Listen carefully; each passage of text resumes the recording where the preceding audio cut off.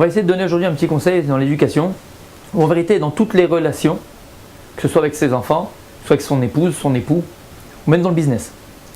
Alors, imaginez maintenant votre enfant il vient, votre fille, votre fils, et puis il vous demande papa, maman, voilà, je voudrais aller aujourd'hui à la piscine avec une copine, ou avec un copain, pour le garçon bien sûr.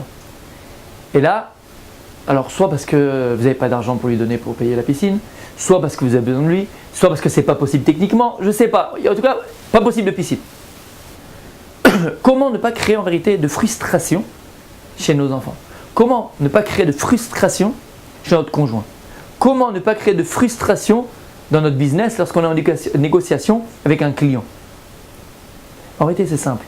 On a la mauvaise habitude, par exemple, de dire à nos enfants « Non, c'est pas possible ». Ou bien ta femme te demande quelque chose « Non, on ne peut pas aller, c'est aujourd'hui ». Ou bien le client, il te demande de baisser le prix, verrouler, ou techniquement, il t'essaye de faire un arrangement, tu dis « Non, on ne peut pas ». Alors ça, il faut déjà le bannir de notre langage. Il faut enlever le « non » dans notre relation avec les autres.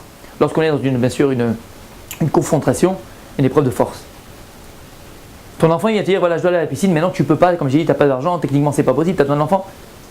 La phrase magique, et je vous assure que ça marche, écoutez bien, ça marche. Faites expérience. Ben, tu dis à ta fille, écoute chérie, oui, pourquoi pas, super idée, mais aujourd'hui ça va être difficile parce que ta mère elle est fatiguée, parce que ta grand-mère tes grands-parents viennent nous voir. C'est-à-dire que tu ne vas pas dire non, tu dis d'abord oui. À partir du moment où tu dis oui, la personne qui est en face de toi, alors automatiquement, ici dans sa tête, ben c'est plus pareil. C'est pas que j'ai quelqu'un en face de moi qui est contre. Au contraire, il m'a dit oui. Donc qu'est-ce qui retient? C'est le oui. Maintenant, toi après, tu vas essayer de faire passer ton message, entre guillemets. Tu vas essayer de faire passer le non, mais sans l'avoir prononcé. Et donc en réalité, l'autre, il va l'accepter. Tu dis oui, c'est une très bonne idée, mais aujourd'hui, ça va être peut-être demain, après-demain.